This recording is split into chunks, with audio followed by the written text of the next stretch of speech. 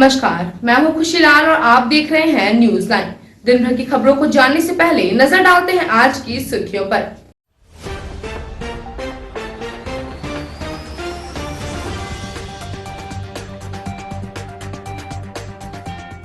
जिला अधिवक्ता संघ का चुनाव संपन्न, प्रकाश सहाय बने अध्यक्ष। महासचिव पद पर चिन्नुकांत ने लगाई जीत की हैट्रिक। पिछले चुनाव का रिकॉर्ड तोड़ते हुए अपने निकटतम प्रतिद्वंदी को 208 मतों से शिकस्त देते हुए लगाई जीत की हैट्रिक। स्वास्थ्य मंत्री बन्ना गुप्ता पहुंचे गिरिडीह, साधा केंद्र सरकार पर निशाना। कहा झारखंड के साथ केंद्र सरकार कर रही है सौतेला व्यवहार। कोविड से लड़ाई के लिए राज्य सरकार पूरी तरह तैयार। माइक्रो कंटेनमेंट जोन बनाने में जुटी है राज्य सरकार। और कोरोना संक्रमण को रोकने के लिए सरकार के निर्देश पर गिरिडीह में लगा रात्रि कर्फ्यू। रात 8 बजे से पूरे जिले में सभी तरह के प्रतिष्ठान रहेंगे बंद। एसपीडीसी ने किया फ्लैग मार्च।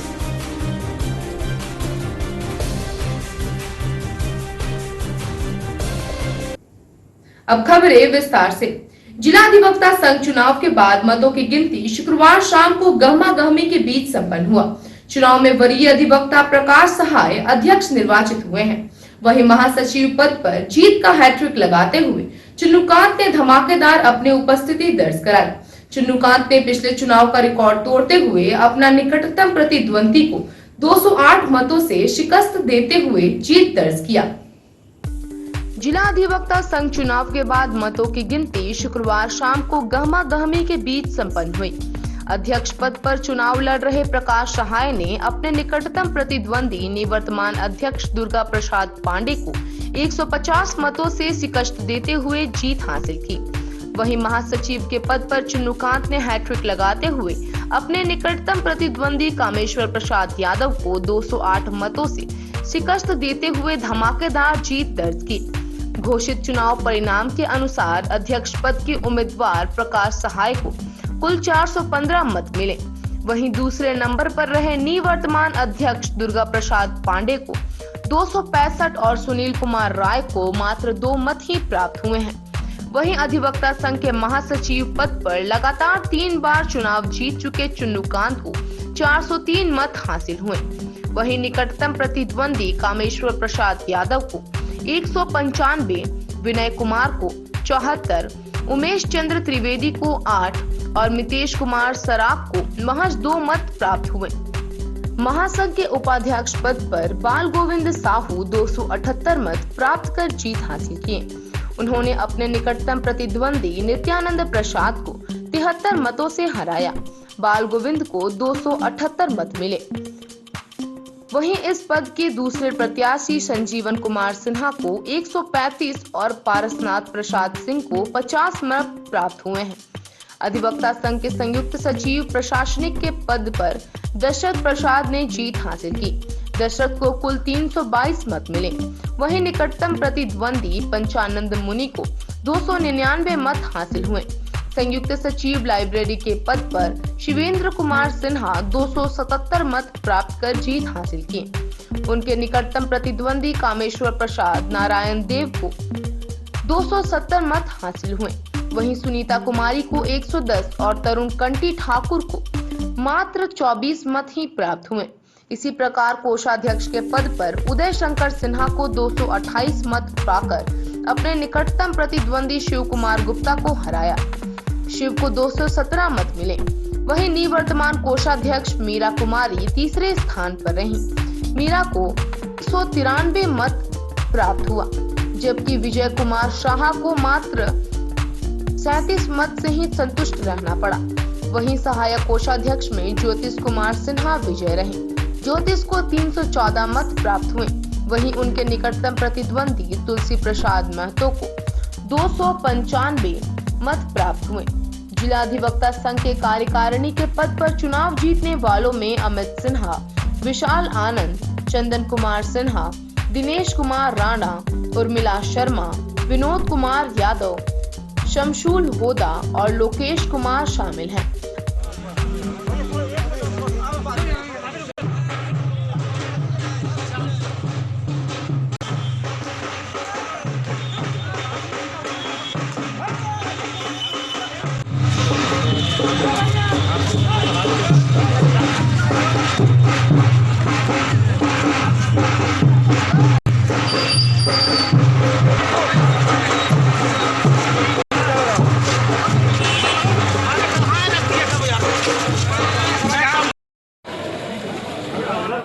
बार आप हैट्रिक मारे हैं, आगे आपका क्या इस बार रहेगा? नहीं, सबसे पहले तो हम अपने तमाम अधिवक्ता जो हमारे गिरिडीह के हैं उनको हम धन्यवाद देना चाहते हैं।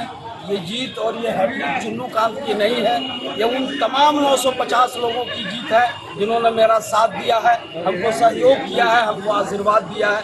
और मेरी यही कोशिश होगी कि उनकी जो आशीर्वाद हमको मिला है, उनका जो साथ मिला है, उन्होंने जो विश्वास किया है हम पर, ईश्वर से बस हम यही आराधना करते हैं कि वो विश्वास बना रहे, हम उनके कसौटियों पर खरा उतर सके, यही चाहते हैं।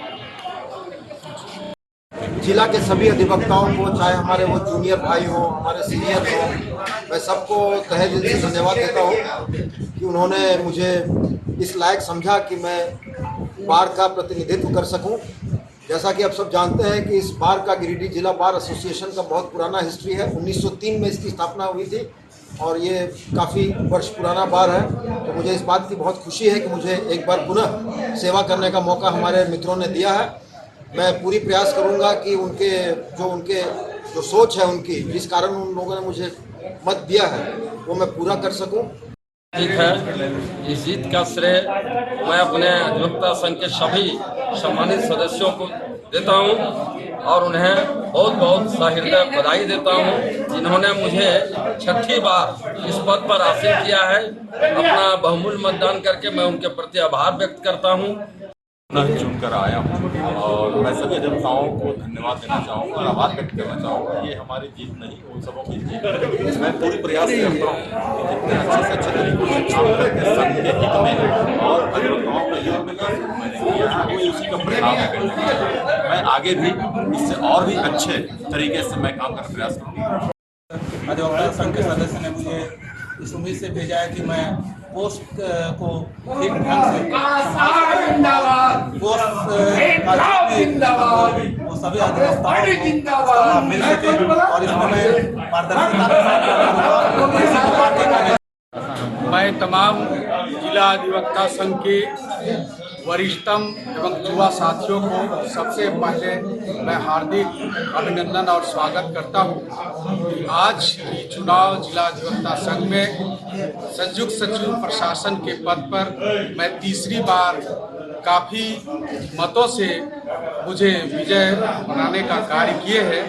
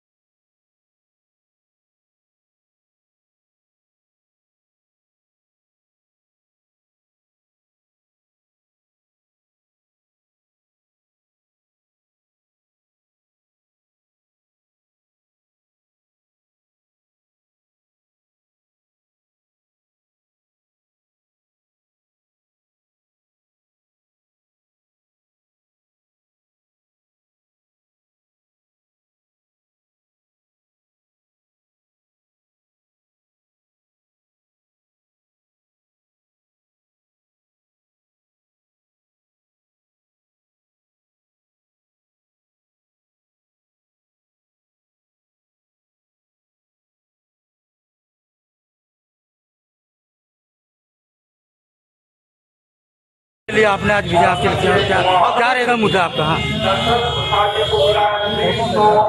आइए, किस पद के लिए आपने आज वीजा प्राप्त किया और क्या क्या मुद्दा रहेगा इस पर? क्या मुद्दा है? आगे अभी जैसे आपका क्या है, किस पद के लिए आपने शामिल किया? आगे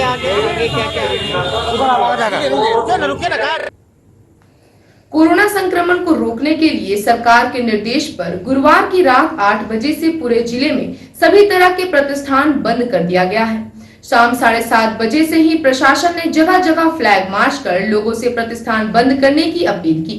रात 8 बजते बजते शहर में सन्नाटा पसर गया था। अधिकांश दुकानें बंद हो गई थी, दवा की दुकानें खुली थी। प्रशासनिक महकमा शाम से ही सड़कों पर मोर्चा संभाले हुए था। शहर में पुलिस ने फ्लैग मार्च किया। कोरोना के खौफ के बीच गुरुवार को रात 8 बजते ही दुकानें बंद हो गईं। उपायुक्त राहुल सिन्हा, एसपी अमित रेणु सहित बड़ी संख्या में पुलिस बल एक साथ बाजार निकले। हालांकि इससे पहले बाजार पूरी तरह से खाली और सड़कें सुनसान हो चुकी थी। कुछ दुकानें खुली थी जो प्रशासनिक हलचल के साथ ही बंद कर दी गई। कोरोना रिटर्न में पहली बार शहर में ऐसी सख्ती देखी गई, जिससे लोगों को लॉकडाउन की आशंका होने लगी। एक बार फिर से कोरोना का खौफ लोगों में दिखा। कोरोना से बचने के लिए निर्देश और सख्ती पर लोगों का असर दिखा। गौरतलब है कि जिला प्रशासन ने रात 8 बजे के बाद दुकान बंद करने का फरमान जारी किया है। दुकान रेस्टोरेंट खुला रहने पर जुर्माना का प्रावधान है। वहीं पूरे शहर में धारा 144 लागू है, जिससे कि लोग एक साथ एक जगह पर 5 या उससे अधिक संख्या में जमा नहीं हो सकते। मास्क अनिवार्य कर दिया गया है, लिहाजा पैदल चलने वालों को भी मास्क लगाने के लिए कहा जा रहा है। 2 पहिया और 4 पहिया वाहन की भी चेकिंग की जा रही है और मास्क नहीं पहनने पर जुर्माना किया जा रहा है। डीसी राहुल कुमार सिन्हा ने बताया कि सभी प्रतिष्ठान रेस्टोरेंट को बंद रखने का निर्देश दिया गया है। पूरे जिले में धारा 144 लगा दी गई है। 4 से अधिक लोगों का एक जगह और बेवजह जमावड़ा नहीं होगा। दिशा निर्देश का अनुपालन पूरे जिले में हो जाए, इसके लिए फ्लैग मार्च निकाला गया है। कहा कि यह नाइट कर्फ्यू नहीं है। वहीं एसपी अमित रेणु ने कहा कि गाइडलाइंस का अनुपालन सभी को करना है। जो लोग उल्लंघन करेंगे उन पर सख्त कार्रवाई की जाएगी। उन्होंने कहा कि मास्क पहनना भी सभी के लिए अनिवार्य है। रात में 8 बजे के बाद सभी प्रतिष्ठानों को बंद करने का निर्देश है। इस ताल्लुक में पूरे जिले के सभी प्रखंडों में, अनुमंडलों में फ्लैग मार्च निकाला जा रहा है और 144 के अंतर्गत निषेधाज्ञा लागू कराई गई है। 4 से अधिक लोगों का जमावड़ा वहीं पर भी निर्दिष्ट कर दिया गया है। स्कूल, कॉलेज और एजुकेशन इंस्टीट्यूशन बंद रखे जाएंगे। सिर्फ आवश्यक दवाइयों की दुकानें ही खुली रहेंगी। हम लोग यह उम्मीद करते हैं कि जिला के सभी गणमान्य नागरिकगण इन सभी दिशा निर्देशों का सख्ती से पालन करेंगे, तभी जाकर कोरोना के रोकथाम में हम लोग सफल हो पाएंगे। निर्देश है कि 8 बजे से जितने भी प्रतिष्ठान हैं, जितने भी होटल्स हैं, जितने भी मॉल्स हैं, रेस्टोरेंट्स हैं, जितनी भी दुकानें हैं, इन जनरल सभी बंद हो जाएंगी। आने जाने पे किसी प्रकार का प्रतिबंध नहीं है। फिर भी अगर कोई का मूवमेंट होता है तो वो भी मास्क, सोशल डिस्टेंसिंग को ध्यान में रखकर ही किया जाए। सभी जगहों पे प्रॉपर फ्लैग मार्च करवाया जा रहा है ताकि लोगों में इस बात की पूरी जानकारी हो जाए।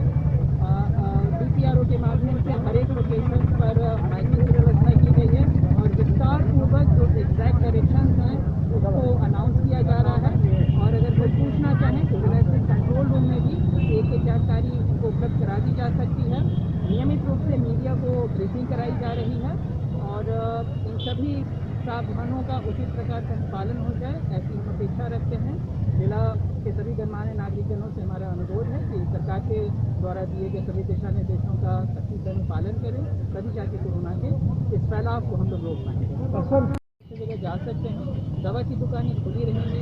होटल्स को बंद रखने का आदेश नहीं है, परंतु होटल में बैठकर खाना नहीं खाना है। वहाँ पर पैकिंग करा के लोग भोजन अपने घर में मंगवा ले सकते हैं।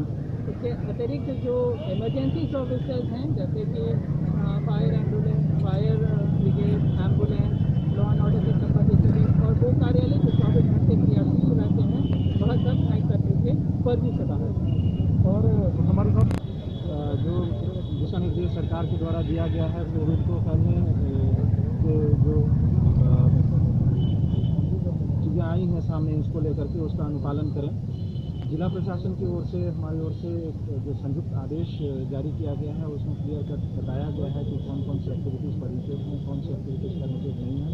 खास करके 8 बजे शाम से लेकर सुबह 6 बजे तक जो इसमें रोक लगाए गए हैं, जिन दुकानों को बंद करने का आदेश दिया गया है, एसेंशियल सर्विसेज को छोड़ के इसका अनुपालन कराया जा रहा है। इसमें पुलिस फोर्स जो है पूरी तरीके से जिला प्रशासन के साथ मिलकर काम करेगी। जो भी इसमें उल्लंघन करता हुआ पाया जाएगा तो संगत इस पर कार्रवाई भी की जाएगी। इसमें हर एक जगह पे इंसिडेंट कमांडर्स दिए गए हैं। जिन जिन क्षेत्रों को हम लोगों ने चिन्हित किया हुआ वहाँ पे इंसिडेंट कमांडर्स दिए गए हैं। उनके दिशा निर्देश पुलिस फोर्स के साथ में वहाँ पर अनुपालन कराया जाएगा। किसी के द्वारा अगर पाया जाता है कि अनुपालन नहीं करते हैं तो जो भी उसमें कानूनी कार्रवाई है या फाइन का जो प्रावधान है वो उसका अनुपालन कराया जाएगा। स्वास्थ्य मंत्री बन्ना गुप्ता ने केंद्र सरकार पर निशाना साधा है। उन्होंने केंद्र सरकार पर झारखंड के साथ सौतेला व्यवहार करने का आरोप लगाया है। बन्ना गुप्ता ने कहा कि कोविड से लड़ाई के लिए राज्य सरकार पूरी तरह तैयार है। माइक्रो कंटेनमेंट जोन बनाने के में सरकार लगी हुई है, जिसके तहत नई व्यवस्था को लागू किया जा रहा है। स्वास्थ्य मंत्री बन्ना गुप्ता ने गिरिडीह परिसदन भवन में प्रेस वार्ता की। इस दौरान उन्होंने केंद्र सरकार पर हमला बोला। बन्ना गुप्ता ने कहा कि केंद्र सरकार झारखंड के साथ सौतेला व्यवहार कर रही है। इस दौरान सदर विधायक सुदेव कुमार भी उनके साथ थे। मंत्री बन्ना गुप्ता ने कहा कि कोविड से लड़ाई के लिए राज्य सरकार पूरी तरह तैयार है। माइक्रो कंटेनमेंट जोन बनाने में सरकार लगी हुई है। जल्दी नई व्यवस्था को लागू कर दिया जाएगा। हर मरीज पर अध्ययन किया जा रहा है, कहां से सबसे अधिक संक्रमित मरीज पाए जा रहे हैं, उस पर भी नजर रखी जा रही है। उन्होंने कहा कि अब हम इस बीमारी को समझने भी लगे हैं। स्वास्थ्य मंत्री ने कहा कि पीएम हर दिन वीडियो कॉन्फ्रेंसिंग की घुट्टी पिला रहे हैं। इससे कोविड ठीक नहीं होने वाला है। हमें अभी वेंटिलेटर, ऑक्सीजन के लाइसेंस के अलावा अन्य सुविधा नहीं दी जा रही है। पीएम ने सपना दिखाया था कि झारखंड को 20 लाख करोड़ दे रहे हैं, वह 20 लाख करोड़ कहाँ गया। उन्होंने कहा कि दुनिया को वैक्सीन दीजिए, लेकिन झारखंड जैसे गरीब राज्य के लिए भी पर्याप्त वैक्सीन मिलना चाहिए। और उनसे हमने 3-4 चीज़ें कहा है। पहला तो ये कि क्लिनिकल इस्टेब्लिशमेंट एक्ट का अक्षरशः पालन होगा। उस एक्ट में ये साफ प्रावधान है कि आपको साफ सुथरे अक्षरों में बड़ा बड़ा डिस्प्ले करना है कि आपके अस्पताल की टैरिफ क्या है, और फिर आपको अपनी वेबसाइट में सारा चीज़ को अपलोड करना है। इसके साथ में जो कोविड के लिए जो हमारी सरकार ने जो टैरिफ निर्धारित की है, उस टैरिफ को भी आपको लिखना है, ताकि जनता को ये समझ में आना चाहिए कि कहीं ऐसा ना हो कि ये जो है आपदा का जो अवसर वो अर्थ दोहन का अवसर ना बन जाए। इस पर भी हम गंभीरतापूर्वक काम कर रहे हैं। वेंटिलेटर में जवाब अब खुद ही जो है प्रयोग भी कर रहे हैं, प्रयोगशाला का चूहा भी बन रहे हैं। तो परिवार जी को काटना था तो उस समय ऐसे काटा, अभी ऐसे काटा, तो दोनों तरह से ही काट दिया है। तो इसका खामियाजा जो है भुगतना होगा। मंत्री जी, कल ही आपने कहा था चैनल पे चर्चा में कि जो वैक्सीन उपलब्ध कराया गया है केंद्र सरकार की ओर से वो अपर्याप्त है, बंद करिए ना काफ़ी है पूरे राज्य के लिए वैक्सीनेशन के लिए, और वाकई स्थिति गंभीर हो रही है। देखिए आपको बड़ा ताज्जुब होगा कि जो इनके डबल इंजन वाली जितनी सरकारें हैं वो कह रहे हैं कि हमारे पास जो है पर्याप्त से भी ज़्यादा है वैक्सीन, और हम लोग हैं कि हमारे कितने सेंटर जो है बंद हो गए। और कल उनकी प्रवक्ता ने कहा आज तक के डिबेट में कि लापरवाही बरती जा रही है, जबकि कल भी पीएम सुझाव में कहे थे कि माइक्रो कंटेनमेंट जोन बनाने का उनके आवश्यकता किया गया, तो ऐसा लापरवाही प्रशासन का देखिए पीएम साहब, देखिए पीएम साहब तो रोज़ हम लोग को वीसी में बैठा के वीडियो कॉन्फ्रेंसिंग की घुट्टी पिला रहे हैं। क्या वीडियो कॉन्फ्रेंसिंग की घुट्टी से हमारे राज्य का ठीक हो जाएगा? क्या हमारे राज्य का ये ताली बजा के, थाली बजा के, अगरबत्ती मोमबत्ती जलाने से ठीक हो जाएगा? हमको जो चीज़ की आवश्यकता है, हमको आवश्यकता है वेंटिलेटर की, हमको आवश्यकता है अभी ऑक्सीजन का, हमको जो है लाइसेंस नहीं दिया जा रहा है, जबकि हमारा PSA हो के रेडी पड़ा हुआ है। 4 पे 4 अस्पताल का, हमको जो है सुविधाएं नहीं दी जा रही हैं, हमारा जो है जीएसटी का पैसा नहीं दिया जा रहा, हमारा जो है कोयला का रॉयल्टी नहीं दिया जा रहा, उल्टा हमारा जो है डीवीसी का पैसा जो पूर्व की सरकार ने लूटा घसूटा वो हम लोग के माथे से काट भी लिया। पहली बार ऐसा हुआ होगा कि जनहित का पैसा को सीधे आरबीआई से छीन लेने का काम केंद्र सरकार ने किया है। सरकार बनने के तदुपरांत जो है सर मुड़ाते ही ओले पड़ गए, लेकिन इसके बावजूद भी हम लोगों ने राज्य के डेवलपमेंट के लिए लगातार प्रयास किया। डॉक्टर वगैरह की बहाली का कुछ है? डॉक्टर तो मैंने बहाल किया है, आपको शायद जानकारी नहीं है। पहली बार ऐसा हुआ है कि डॉक्टरों को हम लोगों ने जेपीएससी से डॉक्टरों को बहाल करने का काम किया और कुछ डॉक्टरों को अनुबंध पे भी लिया है। इसी से जुड़ा हुआ एक सवाल है मंत्री जी, आप कह रहे हैं कि डॉक्टरों की बहाली हुई है। गिरिडीह में आईसीयू के तमाम उपकरण हैं लेकिन चालू अवस्था में नहीं है, सिर्फ इस कारण की मेन पावर नहीं है उस लाइट चलाने के लिए। नहीं, आपकी बात से हम सहमत हैं, क्योंकि जो हमको व्यवस्था मिली है वो व्यवस्था बहुत ही चरमराई हुई व्यवस्था मिली है। एमसीआई का जो गाइडलाइन है, उस एमसीआई के गाइडलाइन को देखिएगा तो 80,000 85,000 लोगों की आवश्यकता है। मैं आपसे पूछता हूँ कि पूर्व की सरकार, डबल इंजन की सरकार ने आखिर क्या व्यवस्था बना के इस राज्य को दिया था? आप बताइए ना कि क्या ये एक साल में सब कुछ हुआ है? ये पूर्व की सरकार ने हमको क्या व्यवस्था बना के दिया, जिसमें डबल इंजन की सरकार थी, यहाँ से लेकर दिल्ली तक की सरकार थी, स्थापित नहीं थे। हमने 7 जगह RT-PCR लैब स्थापित किए, 28 RT-PCR मशीन लगाई हैं, 197 हमने ट्रूनेट मशीन स्थापित किया है, और हम जितने तेज गति से बिना केंद्र की मदद के भी हमने जो है सारी व्यवस्थाओं को चाक चौबंद किया, और जो ग्राफ 1 लाख कुछ से घट के 400 में आके अटक गया था। लेकिन ये दूसरा जो चक्र आया है, इस चक्र में अभी 9,200 के करीब मरीज पहुंचे। तो निश्चित तौर पर जो वेंटिलेटर की जरूरत है, अभी भी हम करीब 5,000 बेड बढ़ाने जा रहे हैं, और वर्तमान में 160 हमारे सेंट्रल 160 हमारे ये हैं, क्या बोलते हैं उसको, हाँ कोविड सेंटर है 160, नहीं नॉट 192 हैं, और करीब हम 15,000 बेड बढ़ा चुके हैं। और अभी कल ही हमने सारे प्राइवेट मेरी बात सुनिए, माइक्रो कंट्रोलमेंट, मेरी बात सुनिए, माइक्रो कंट्रोलमेंट जोन बनाने का हम लोग लगे हैं। हम लोग नए व्यवस्था को भी लागू कर रहे हैं, जिस तरीके से तेज गति से आज 9,000 के करीब केस हो चुके हैं। तो हम लोग इसमें देख रहे हैं कि एसिम्प्टोमेटिक कितने हो रहे हैं, माइल्ड सिम्प्टोमेटिक कितने हो रहे हैं, और माइल्ड और एसिम्प्टोमेटिक को हम जो है उनको जो है हम आइसोलेशन में रखने का विचार बना रहे हैं। फिर हम चिन्हित कर रहे हैं कि आखिर कहाँ से ज़्यादा जो है संक्रमण के लोग निकल रहे हैं। तो उसको भी जैसे पहले पिछली बार बनाया था सेंट्रल गवर्नमेंट ने कि रेड जोन है, ऑरेंज जोन है और ग्रीन जोन जो भी है बनाया, तीन तरीके से बनाया था उन लोगों ने।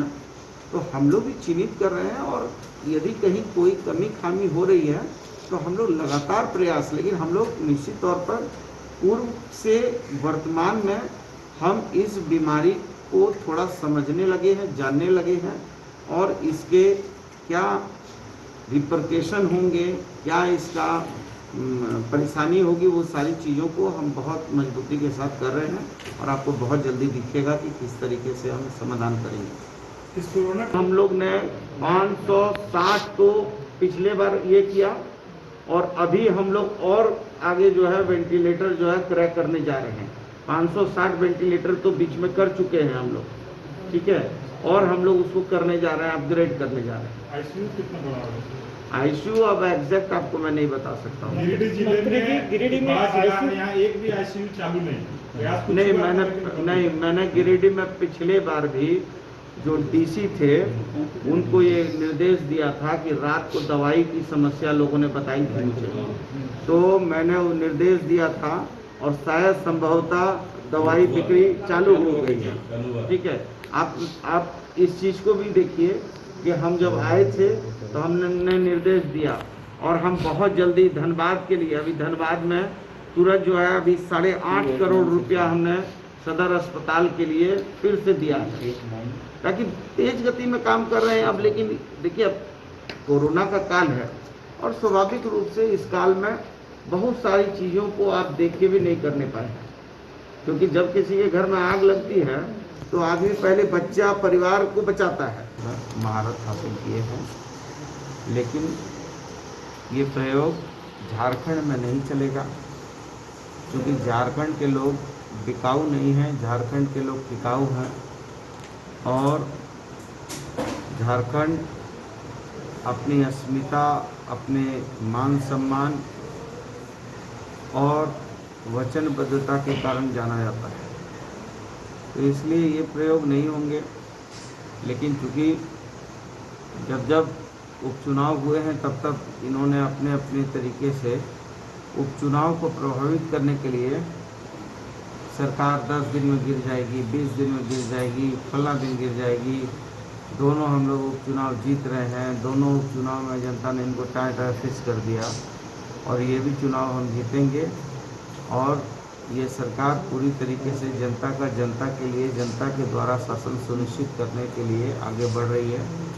और माननीय मुख्यमंत्री जी का युवा जोश और उस मंत्रिमंडल में रामेश्वर उरांव जी, आलमगीर साहब, चंपाई सोरेन जी, जो बहुत पुराने अनुभवी नेता हैं, उन लोगों के राजनीतिक सूझबूझ और समझदारी से और विश्वम गुरु शिबू सोरेन जी के आशीर्वाद, आदरणीय सोनिया गांधी जी, हमारे नेता राहुल जी, RPN सिंह साहब के दिशा निर्देश पर ये सरकार बिल्कुल अपने प्रोग्रेसिव पॉजिटिव नेचर पर काम कर रही है। लगातार मधुपुर के उपचुनाव में जिस तरीके से 2 पूर्व उपचुनाव हुए और दोनों ही उपचुनाव वर्तमान सरकार के पक्ष पे जनता ने अपनी मोहर लगाई, ठीक उसी तरीके से ये तीसरा चुनाव भी हम अच्छे खासे मतों से जीतेंगे। और जो भारतीय जनता पार्टी के जो मुंगेरी लाल के हसीन सपने हैं, जो वो दिन में बैठकर रात के सपने देखते हैं और जनता की चुनी हुई सरकार को, बहुमत की सरकार को ये अपदस्थ करना चाहते हैं। और मैं ये मानता हूँ कि धारा 356 के बेजा इस्तेमाल में इन्होंने मास्टर डिग्री हासिल कर ली है कि जहाँ जहाँ भी बहुमत की सरकार होती है उस सरकार को किस तरीके से अलोकतांत्रिक तरीके से तोड़ फोड़ करना है, सरकार को गिराने की साजिश करनी है और किस तरीके से पैसा, ईडी, इनकम टैक्स का खेल खेलना है। हवाई किला बनाने का इरादा नहीं है, धरातल पर रहना है, ज़मीन का काम करना है, धरती पुत्र का काम करना है और झारखंड की आवाज़ को बुलंद करना है। तो जो हमारे विज़न है, जो हमारा सोच है, वो सारा क्लियर है। इसलिए जब ऐसी परिस्थितियां हो तो ये समझ में आता है कि जनता हमारे साथ है। अब कितना मार्जिन होगा ये तो नहीं कहा जा सकता, लेकिन इतना ज़रूर कहा जा सकता है कि अपार मतों से हम विजयी होंगे। और चूँकि जिस तरीके से भारतीय जनता पार्टी में अंतर्द्वंद है और आप जानते हैं कि एक बोरो प्रत्याशी को लाकर आजसू से लाकर भाजपा में खड़ा किया गया और यही प्रत्याशी को कभी जब परिवाल साहब थे तो उनको हराने के लिए उन्हीं के पार्टी के नेता पूर्व वर्तमान सांसद निशिकांत जी ने इन्हीं को जो है खड़ा किया था आजसू के टिकट पर। अब आप समझ सकते हैं कि जब उस समय आजसू से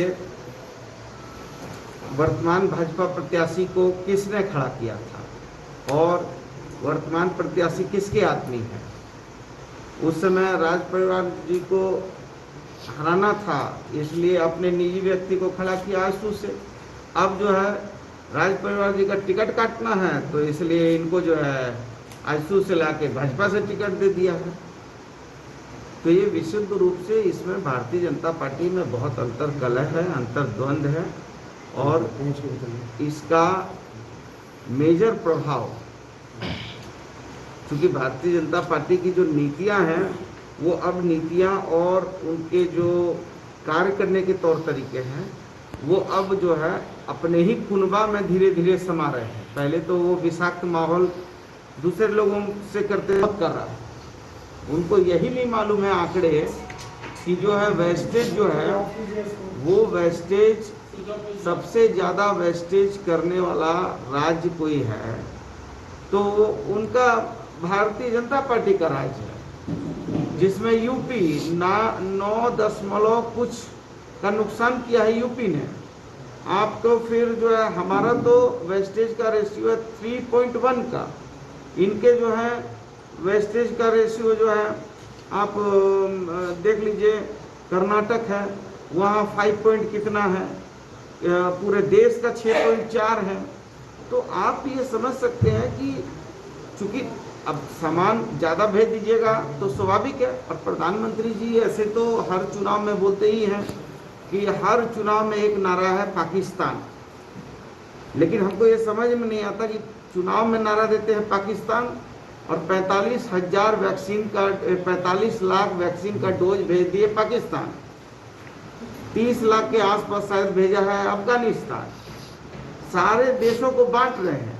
अरे भाई, दुनिया में विश्व गुरु भारत था, विश्व गुरु है, विश्व गुरु रहेगा, लेकिन विश्व का हीरो बनने के चक्कर में देश के नागरिकों का बलिदान और कुर्बान मत कर दीजिए। हमने थोड़ी कहा है कि प्रधानमंत्री जी मत दुनिया का आप हीरो बनिए हीरो, लेकिन पहले तो देश के लोगों का जान माल बचेगा तब ना हीरो बनेंगे। हमारे पास पैसा नहीं है, हमारे राज्य को पैसा नहीं दे रहे हैं।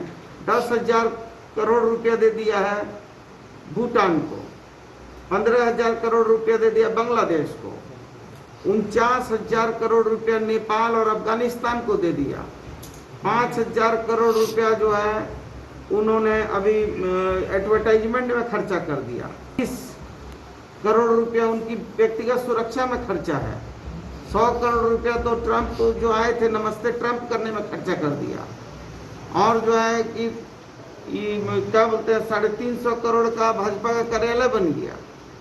तो अब इतने झोला उठा के सादगी वाले प्रधानमंत्री जी हैं, तो कम से कम झारखंड गरीब ट्राइबल स्टेट है, तो यहाँ भी तो कुछ दें कि कम से कम सपना तो दिखाया 20 लाख करोड़ रुपया दे रहे हैं। कहाँ गया 20 लाख करोड़ रुपया भाई, पता ही नहीं चल रहा है हम लोग को 20 लाख करोड़ किधर चले गया।